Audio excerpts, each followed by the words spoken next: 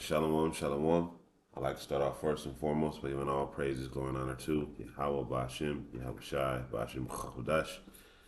Double honors to our elders and apostles, a great millstone, and peace, love, and salutations to those that do this work in truth and in sincerity. This is your brother Nathaniel from the GMS Camp Atlanta, coming back at you through the Spirit with another lesson, and I pray and hope this lesson is edifying. And you look, when you are in bad situations, man, you cannot continue to do those things that you were once doing that put you in that situation. You got to be smarter than that, man. Okay? This is when you this ain't even more or less this can be used, this information can be used in the world, not just in the truth, man. Just staying out of the way of this man and his system, you know, and just doing those things that you can't be blamed for. All right, you have Jake out here who thinks that you know you've been in certain situations before in the past, and you continue to do these things that got you in these situations in the first place. When why because you ain't got no willpower, for whatever reason, you know. But at the end of the day, these things are going to destroy you and make things worse for you. All right. If you're out, if you have an issue with drinking, okay, and you keep getting caught up because you drink a lot. Well, what is that telling you? Stop drinking. And you may say, "Oh, it's easier said than done." Listen, man, I done been in hard situations just recently.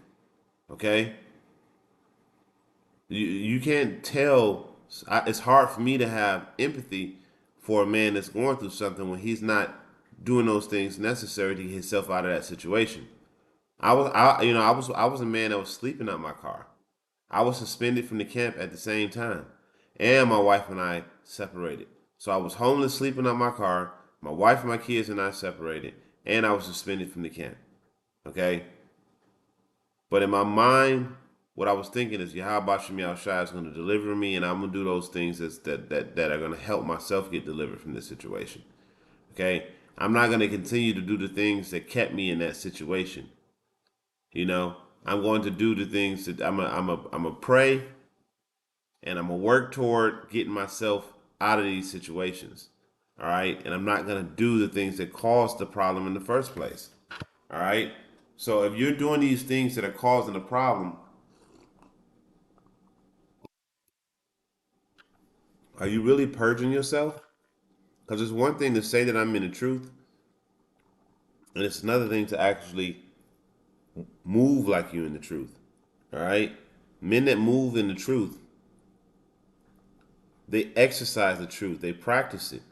You know, just reading these words is not enough. You actually have to put these words into use. This is 2 Corinthians 13:5, and it says, "Examine yourselves whether ye be in the faith. Prove your own selves."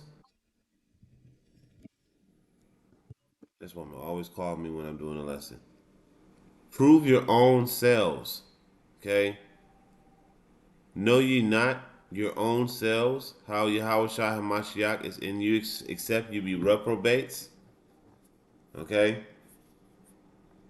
So, going back into it again, you got to prove your own self. And what does that go into? Examining yourself. Okay? Knowing yourself, knowing what your weaknesses are. Okay?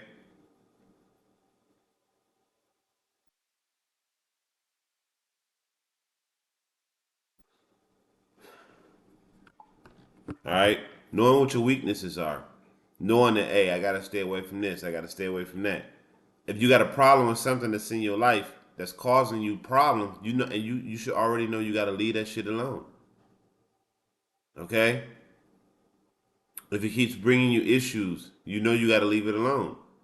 And ain't nothing wrong with letting go of something that's causing you an issue. That's why it says examine yourself.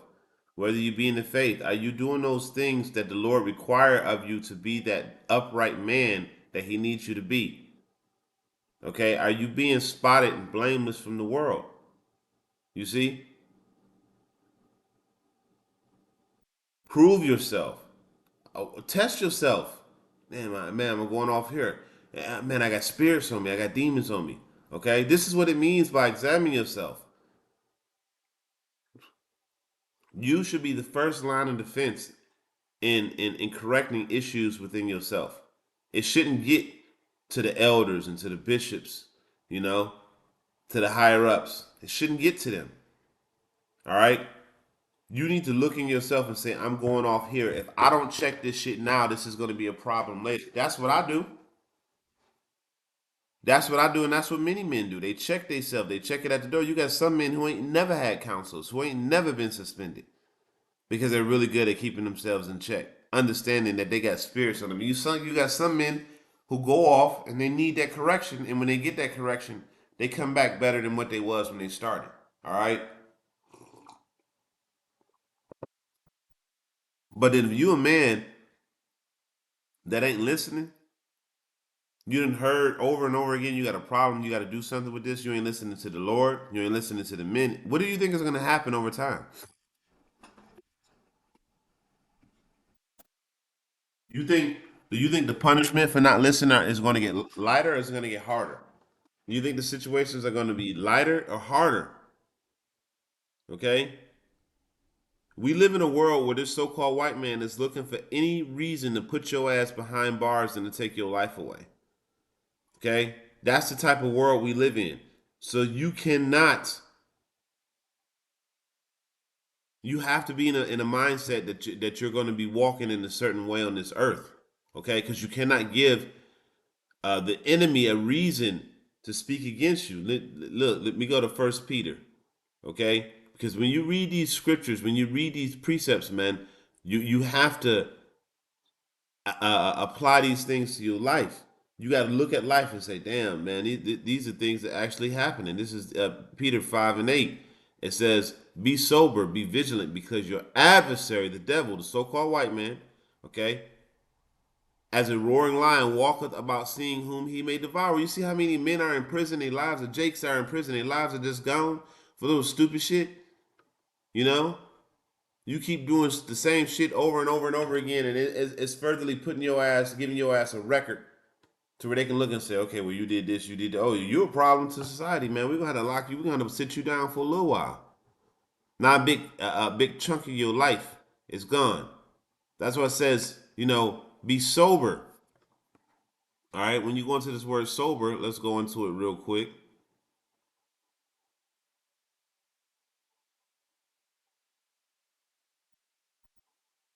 Nefo. Strong's G 3525. NAFO. NAFO.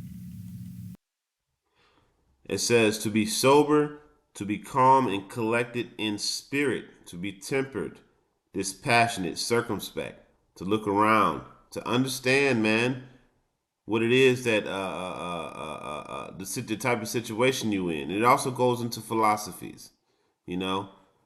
All right, different philosophies being stuck on one philosophy, which is this particular truth right here, this truth right here that we have, you know. And then it says, be vigilant, man. This is a constant battle. All right. The devil, the Satan is going to put those things in front of you that he know you are weak to. You got to be strong. All right. Be sober, be vigilant, because your adversary, he's looking for a reason to throw your ass in jail, man. He's looking for a reason to take your life away. He's looking for a reason to charge your ass money. All right. He's looking for a reason to make your life worse. You got the spiritual demon Satan, and you got the his physical counterpart. They're both working in tangent to mess you up, to jack you up, Jake. Okay, that's why you got to examine yourself, because you can't give the so-called white man cause to blame you for shit, man. All right, when the scriptures say be blameless and unspotted from the world, As a matter of fact, let's just go to that real quick. Because when the scriptures talk about that, it means that, okay, so you can't be blamed for shit, man. All right, let me go to book of Philippians 2 and 14. And it says, do all things without murmuring and disputing, that you may be blameless and harmless, the sons of Yahweh without rebuke, in the midst of a crooked and perverse nation, among whom ye shine as lights in the world. You see? So you have to be blameless and harmless. Okay, because we are what? In the midst of a crooked and perverse nation. They're gonna look at any stupid shit that you do and try to make it seem like it's a big problem and blow it out of proportion. So if they do that with the stupid shit, how much more the things that they serious about? Okay? We're in the midst of a crooked and perverse nation. So you have to be blameless. They can't be in a position to where they can say, "Oh, hey, we got you caught up. We got all this paperwork on you." Especially when you come into this truth, you have to be in the mindset that you are a new creature and you're not moving that way no more. Those things you're able to get past. And I know it's hard. I know it's hard if you are alcoholic breaking that habit, or if you was a pothead breaking that habit. Certain things are hard, but you have to kick that shit, man. If these things are destroying your life, then they need not be a part of your life. Okay? And you can't tell me, like I said, I done been through it all, man. I done been homeless, been out on the street, been sleeping in the car in the winter, you know. I've been in situations where I had to go into gyms and shower. You know what I'm saying? Everything is just temporary. Your hardships are just temporary. But you got to be able to endure hardness like a good soldier. All right? That's what that means, man. Okay? When the scriptures say, endure hardness like a good soldier, as a matter of fact, let me just get it.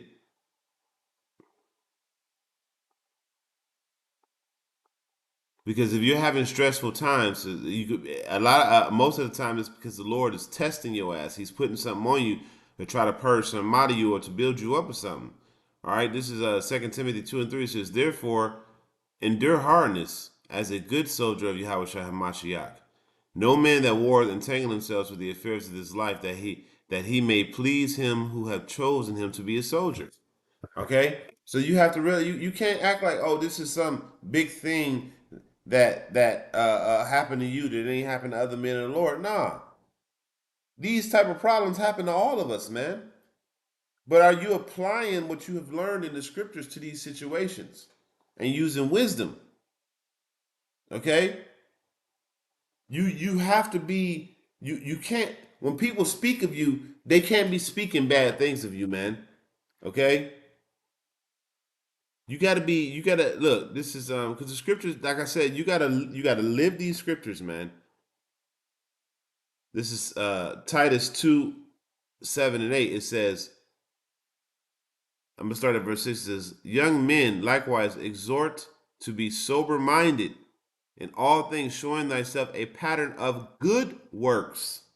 You see that? Good works. Stop doing that shit that brought you problems in the first place, man. You shouldn't be going from one place from one camp to another. And brother saying, man, hey, this brother got an issue with this. You should be hearing, man, this brother had this issue and he overcame that shit, man. You know? I'm proud of that brother, man. That brother, he had this problem. He worked real hard to overcome it. And now he's a stronger brother because of it. Right? Not, man, hey, this brother here, man, he had these issues before and I know he's still working on it. No. Nah. You got to be more than a conqueror through the spirit and power of Yahweh Bashem Yahshai, man. You got to. Okay? You can't be showing bad works, man. That affects the body. You can't give a reason for the body to be affected by the things that you do. Okay? Hold on 1 second.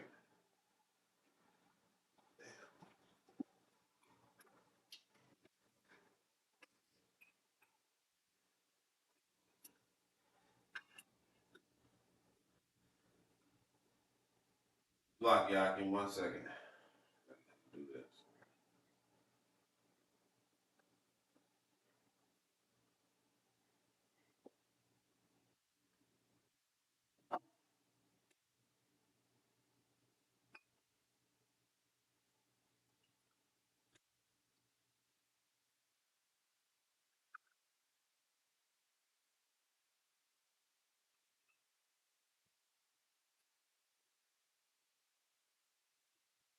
One second. I can.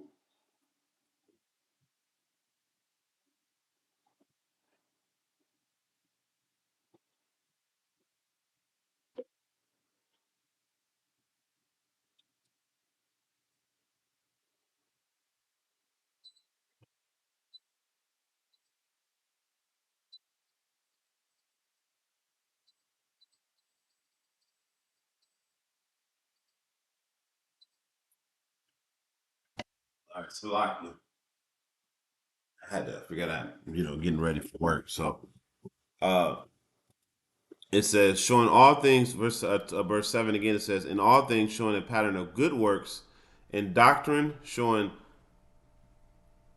uncorruptness, gravity, and sincerity, sound speech that cannot be condemned, that he of the contrary part may be ashamed, having no evil thing to say of you. The scriptures are saying this because this is important. All right. When people look, because they try to tie everything back to what we're saying to the doctrine. So if they look at your life and they see that you have a history of bad report, they're gonna be like, why should we listen to this guy? Okay. But then they look at your life and they say, shit, man, we can't really say nothing bad about this guy. They can't say nothing bad about you. Okay. They only can say good things about you. And that ties into your name, man, having a good name. So you have to be, aware and cognizant of these things. You can't just be like, oh, well, I have a problem that I'm working on. But you got to conquer that shit, man. All right. I'm going to get a few more,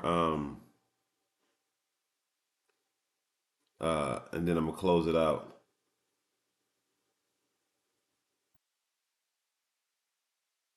I'm gonna go to First Timothy, still going into the good report. So I'm gonna go to First Timothy 3:7.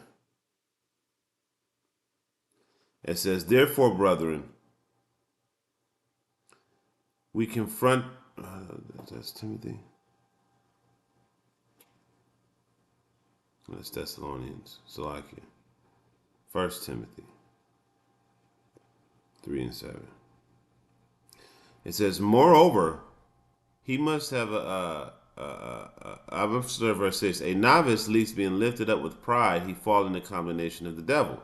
Moreover, he must be of a good report of them which are without, lest he fall into reproach and the snare of the devil." You see that? Not being able to control your impulses and doing things all willy nilly can cause you to fall into a snare of the devil. I told you, this man, he walks forth to and fro among the earth, seeking him whom he can devour.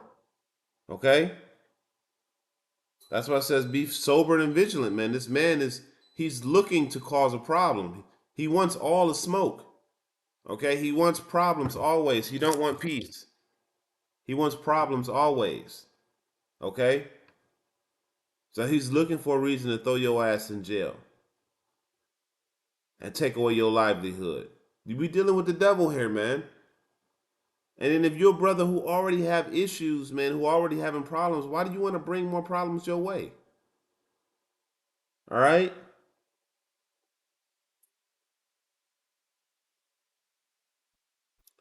So we get a couple more, then we're gonna close out. I'm gonna go to Second Corinthians now, because ultimately, you know, 2 Corinthians 3, it says, 2 Corinthians 6:3, it says, giving no offense in anything, that the ministry may not be blamed, that the ministry not be blamed. Okay? Listen, man, when you get in trouble and the bros have to come and bail your ass out of jail, and we know sometimes things happen, all right? We know sometimes things happen, but if you have a track record of doing these things, and that's not things, just certain things that's happened, that's you not addressing the problem. Okay, but you go out with some bros and you know what I'm saying, and you know you having a good time and you leave at 3 in the morning and you're not drunk, you're not buzzed, you know, and you get pulled over and the police messing with you, you know, and you end up getting a ticket or something like that. That's one thing. Okay, and that's those are things that happen. All right, that's just Esau being Esau. But then you know you going out and then you getting wasted, and you got a history of doing that, and then you get pulled over, and then you go into jail for a DUI or some shit like that, or possession, or something like that, right? Well, then that's just you being silly, the stupid. That's you being you're not being circumspect. You're not being wise. You're not moving properly. Okay, because you know that when as soon as you left, you put yourself in a position where you know. So you got to be aware of that. All right, you got to be aware because this is what this devil is out here doing. Out here doing, he's seeking who he can devour, and depending on how big this thing could get, the ministry could be blamed, and you don't want to leave no opportunity for the ministry to get blamed. You don't want you to be a representation of the ministry in a bad light. Okay, you don't want them to say, "Oh, well, that's them GMS brothers, man. You see, they go, brother, man. He out here doing A, B, and C." You don't want that. Okay, that's why it's very important to monitor your own behavior. Okay, monitor your behavior. Make sure you're doing the right thing. All right, and I'm gonna grab one more, and then we're gonna close out. This is Second Peter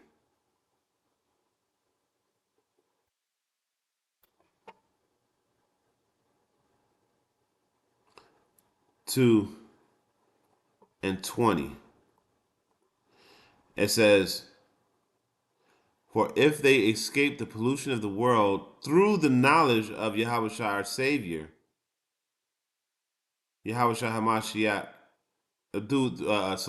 so for if after they have escaped the pollutions of the world through the knowledge of Yahweh and and Yahweh Hamashiach, they again are entangled therein and overcome, and later the latter end is worse than the beginning. So yeah, you get out of this shit, and then you go back to it. Your latter situation, you know the saying of the seven of the demon that he you cleaned out the house, which is your spirit, your body, and he go out and he get seven spirits more powerful than himself and come back and say, you know, this place has been swept out and they inhabit you, and the latter end of that man is worse than the first. Well, it's the same thing right here. Okay, it says for if after verse 20 again. So if after they have escaped the pollutions of the world through the knowledge of the Lord and Savior Yahweh Shai Hamashiach, they are again entangled therein and overcome. The latter the latter is worse with them than the beginning. So yeah, you get past all this stuff, right? And then you get entangled again, and they overcome you. The situation you in the latter end is worse than you was when you first started. It says 21, for it had been better for them not to have known the way of righteousness than after they have known it to turn from the holy commandment delivered unto them. Okay, so it's better for you not to have even heard it. It says, but it is happened unto them according to the true proverb: the dog is turned to his own vomit again, and the soul that was washed to her wallow in the mire. So you get washed clean, you get all the shit out of you, you know, and then you go back and you nice and clean and your inside clean, inside and out, and you go eat the vomit and wallow back in the shit. Okay? So this is why, man, it's important that you don't carry those burdens that you had in the world with you in the truth. You have to overcome that stuff. You have to be wise enough to say, you know what? I can't do this. Okay? This is destroying me. Let me stop. All right? You have to be able to do that. All right? You have to be saying, you know what? I want to make sure I have a good report with the brothers. You got to think of all of these things before you think about something that you're about to do that could potentially cause a big problem for you in your life. You know? You got to think of this stuff, man. All right? Because what happens is that your name starts getting put in brothers' mouths in a bad light, and that never should be so. When brothers speak of you, they should only speak positive things, okay? And I read that today, all right? Being the good report, having good works, all right? Not somebody speaking bad about you. And oh man, this brother, man, I'm gonna pray for this brother, man. You know, you should be a delight to be around, all right? And it shouldn't be, brothers talking about how, man, here this brother go again. Shouldn't be that, man. You have to be able to examine yourself and correct yourself. That's what a leader does. Why do you think a leader is a leader? Who corrects the leader? Who corrects the head? If the head is the head, who corrects the head? The head corrects himself. All right, which means that the head has to recognize when he's going off. All right. So with that, I'm gonna end it off by giving all praises going on to Yahweh Ba'Hashem, Yahweh Shai Ba'Hashem, Rakar Kadash. Until the next time, Makim, I say Shalom.